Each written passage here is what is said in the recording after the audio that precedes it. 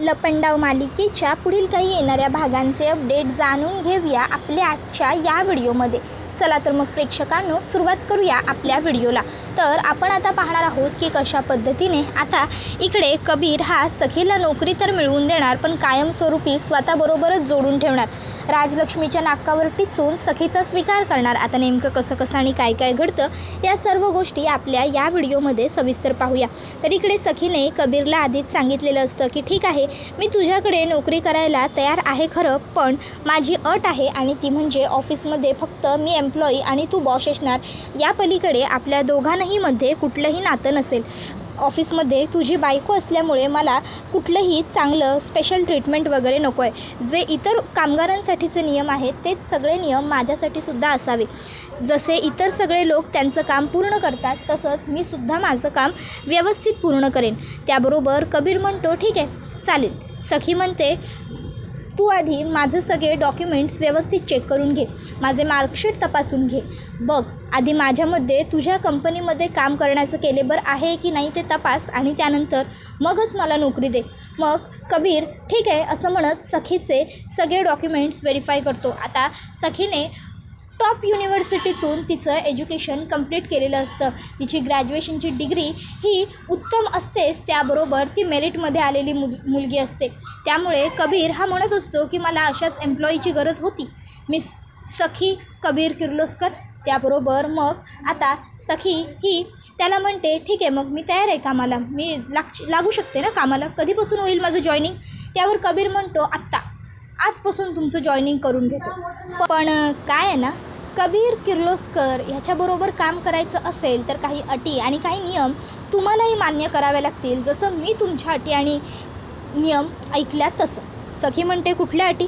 त्यावर कबीर म्हणतो Kirloskar group of इंडस्ट्रीचा नियम आहे, कुठलाही कामगार जेव्हा कामावर रुजू होतो तेव्हा त्याच्याकडून बॉन्ड साईन करून घेण्याचा, आणि तोच बॉन्ड मी तुमच्याकडूनसुद्धा साईन करून घेतो. हे घ्या, या बॉन्डवरती तुमच्या सह्या हव्या आहेत, सह्या करा म्हणजे तुम्ही कामावरती रुजू व्हाल. सखी आता तो बॉन्ड हातामध्ये घेते. आता कबीरला वाटतं की सखीने हा बॉन्ड वाचला तर खूप मोठी गडबड होऊन जाईल. काहीही झालं तरी सखीने पेपर्स वाचायला नको. साईबाबा आता तुम्हीच काहीतरी चमत्कार घडवा आणि सखीला हा बॉन्ड वाचण्यापासून थांबवा, असं आता कबीर त्याच्या मनातल्या मनात प्रार्थना करत असतो. सखी कबीरकडे बघता बघताच आता त्या बॉन्डवरती सह्या करते. सखीने सह्या करून झाल्यावर कबीर म्हणतो मागेसुद्धा एक सही करायची. मग सखी कबीरने सांगितल्याप्रमाणे मागच्या बाजूलासुद्धा एक सही करते. सह्या करून झाल्यावर सखी ही कबीरला म्हणते झाल्यात सगळ्या सह्या, एकदा चेक करून घे. आणि मग सखी कबीरच्या हातात तो बॉन्ड देते. कबीर सखीला म्हणत असतो खरंच करून झाल्या आहेत ना सगळ्या सह्या. सखी म्हणते चेक कर. कबीर म्हणतो नाही मी चेक करेनच आणि माझा विश्वासही आहे तुमच्यावर, पण तुमचाही आहे का माझ्यावर विश्वास. नाही आत्ताच म्हणाला होतात विश्वासघातकी आहे म्हणून मी, आणि आत्ता माझ्यावरती विश्वास ठेवून मी सांगितलेल्या कागदपत्रांवर ताबडतोब कुठलाही मागचा पुढचा विचार न करता सह्या केल्यात. म्हणजे कदाचित मी नाही आहे विश्वासघातकी, विश्वास ठेवण्याच्या पात्र आहे म्हणूनच तर एवढा विश्वास ठेवलात ना माझ्यावर. काय बरोबर बोलतो आहे ना मी. त्याबरोबर मग मात्र आता सखी गोंधळून जाते. सखी म्हणते मी कामाला लागते, माझे डेस्क कुठलं असेल आणि मी काम कुठे करायचं आहे. कबीर म्हणतो HR एक्झिक्युटिव्ह म्हणून तुम्हाला जॉईन करून घेतो. तुम्हाला टेबल नाही केबिन असेल आणि तुमचा पगार 75,000 रुपये असेल सुरुवातीला, 3 महिन्यानंतर इन्क्रीमेंट होईल. त्याबरोबर दुसऱ्या बाजूला इकडे मनस्विनीला आता खूप जास्त राग आलेला असतो. तिची चिडचिड होत असते कारण सखीला कुठल्याही ठिकाणी नोकरी मिळू नये ह्याची मनस्विनीने आधीच सर्व पूर्वतयारी करून ठेवलेली असते. तिने सर्वच ठिकाणी आधीच हे सांगून ठेवलेलं असतं की सखी कामतला नोकरी द्यायची नाही. पण आता किर्लोस्कर ग्रुप ऑफ इंडस्ट्रीमध्ये सखीला अगदी सहज नोकरी मिळाली, ते सुद्धा एवढ्या मोठ्या पोझिशनसाठी आणि एवढ्या जास्त पगाराची. त्यामुळे मनस्विनीचा स्वभाव आता खूपच जास्त विचित्र होऊन गेलेला असतो, चिडचिडा झालेला असतो. त्यात कबीरसुद्धा चांगलं काम करत असल्यामुळे मनस्विनी आणखीन जास्त खाली खेचली जात असते आणि मनस्विनीला माहिती असतं की हे सगळं कबीर आणि सखीच्या एकत्र असण्यामुळे होतं आहे. सखीसुद्धा अभ्यासामध्ये बिझनेसमध्ये हुशार आहे, अर्थात तिच्या रक्तातच बिझनेस भिनलेला आहे आणि तो कबीरसुद्धा बिझनेसमॅन आहे. त्यामुळे हे दोघं मिळून मला खाली खेचणार या भीतीनेच मनस्विनी पूर्णपणे हादरून गेलेली असते आणि त्यामुळे तिचं वागणं घरात आणखीन जास्त विचित्र झालेलं असतं. पूर्वीहीपेक्षा जास्त कठोर ती यावेळी वागू लागलेली असते. मीनाक्षी आणि परशूला तर ती तिच्या टाचेखाली ठेवत असते. उर्मिलासुद्धा तिच्या मागे पुढे पुन्हा करायला लागलेली असते. पण गौतम काका मात्र अजूनही मनस्विनीच्या विरोधातच असतो.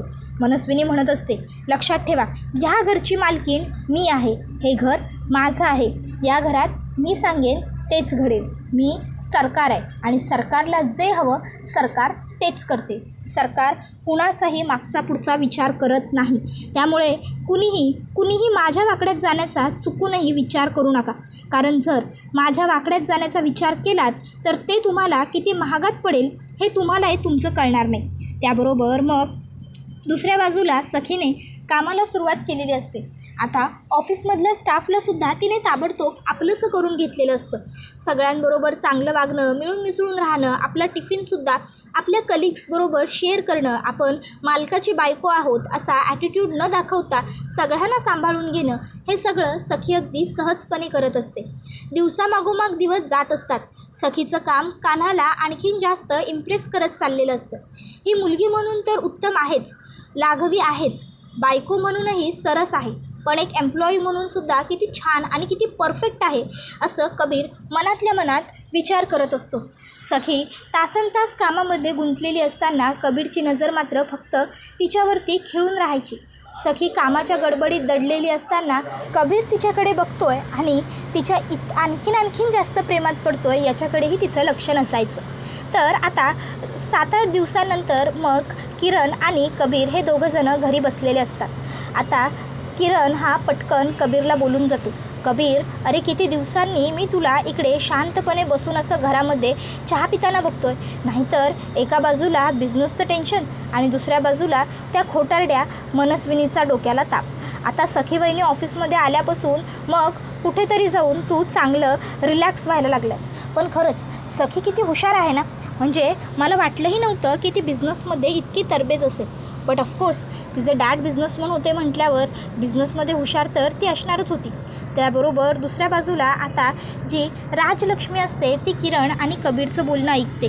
राजलक्ष्मीला प्रश्न पडतो, पण सखीचा बिझनेसशी काय संबंध? नक्कीच काहीतरी गडबड आहे, बघितली पाहिजे. पण आत्ता जर मी जाऊन यांच्याशी बोलले किंवा यांना विचारलं तरी दोघंही मला खरं काहीही सांगणार नाहीत. उलट उडवाउडवीची उत्तरं देतील आणि मला काही कळू नये याची काळजीसुद्धा घेतील. त्यामुळे यांच्याशी न बोलता डायरेक्ट जाऊन स्वतःच ऑफिसमध्ये नेमकं काय घडतं आहे हे बघायला हवं. नेमकं माझ्या मागोरी काहीतरी शिस्त आहे, ते काय शिस्त आहे हे बघितल्याशिवाय मला चैन पडणार नाही असा राजलक्ष्मी विचार करते. त्यानंतर मग ती दुसऱ्या दिवशी थेट ऑफिसला पोहोचते. आता ऑफिसला येते आणि पहिले तर ती सर्व स्टाफला भेटून घेते. सखी तिच्या केबिनमध्ये असल्यामुळे ती राजलक्ष्मीला दिसलेली नसते. पण आता स्टाफच राजलक्ष्मीकडे सखीचं कौतुक करत म्हणतो, खरंच सखी मॅम किती चांगले आहेत, सगळ्यांना केवढं समजून घेतात, सांभाळून घेतात, सगळ्यांबरोबर मिळून मिसळून राहतात. खरोखर कबीर सरांची बायको म्हणून त्या अगदी ग्रेट आहेत, उत्तम आहेत. त्याबरोबर राजलक्ष्मी म्हणते, कबीरची बायको? त्याबरोबर सगळे म्हणतात, हो सखी मॅम आपल्या कंपनीमध्ये जॉईंट झालेले आहेत मॅम. आणि तुम्हाला माहिती आहे का, सखी मॅम HR एक्झिक्युटिव्ह आहेत आपल्या आणि त्या खूप छान काम करतात. आम्हाला सगळ्यांना तर त्यांनी किती सांभाळून घेतलं. आठवड्याभरातच त्या आम्हाला अगदी आमच्यातल्याच वाटू लागल्यात. बॉसची बायको म्हणून कधीच दादागिरी करत नाहीत त्या, बॉसची बायको म्हणून कधी हुकूमही गाजवत नाही, सगळी कामं सगळ्यांबरोबर मिळून करतात, रादर टिफिनही शेअर करतात. हे सगळं ऐकून आता राजलक्ष्मीला खूप राग येतो. राजलक्ष्मी ताबडतोब कबीरकडे येते आणि म्हणते, काय करते ती सखी आपल्या ऑफिसमध्ये, ताबडतोब तिला इकडनं बाहेर काढ. आता राजलक्ष्मीचा आवाज आणि पारा दोन्ही चढलेला असतो. कबीर म्हणतो, मा हो काय बोलताय तुम्ही हे सगळं? मा प्लीज तुम्ही शांत व्हा. आणि तुम्ही ऑफिसला का आलात मा? तुम्हाला काही काम होतं तर तुम्ही माझ्याशी घरी डिस्कस करायचं होतं ना. या प्लीज तुम्ही इथे बसा, पाणी घ्या. मा प्लीज ऐका ना माझं थोडं, तुमचा BP शूट होईल मा, ऐका. मा म्हणतात मला काही ऐकायचं नाही आहे, त्या मुलीला बाहेर काढ पहिले इकडनं. कबीर म्हणतो मा प्लीज शांतपणे बसून बोलूयात ना आपण. सखीला असं इकडनं बाहेर काढणं शक्य नाही आहे. आता मानचा आवाज इतका वाढलेला असतो की त्यांच्या आवाजामुळे सर्व स्टाफ कबीरच्या केबिन बाहेर गोळा झालेला असतो आणि आता सर्व स्टाफ ऐकत असतो. इकडे मा म्हणत असतात ताबडतोब त्या सखीला बाहेर काढ, ती सखी इथे काम करते, हे मला चालणार नाही. कोणाला विचारून तू तिला इथे कामावर ठेवून घेतलंस. कबीर म्हणत असतो मा हे बघा प्लीज तुम्ही चिडचिड जरा कमी करा आणि शांत व्हा.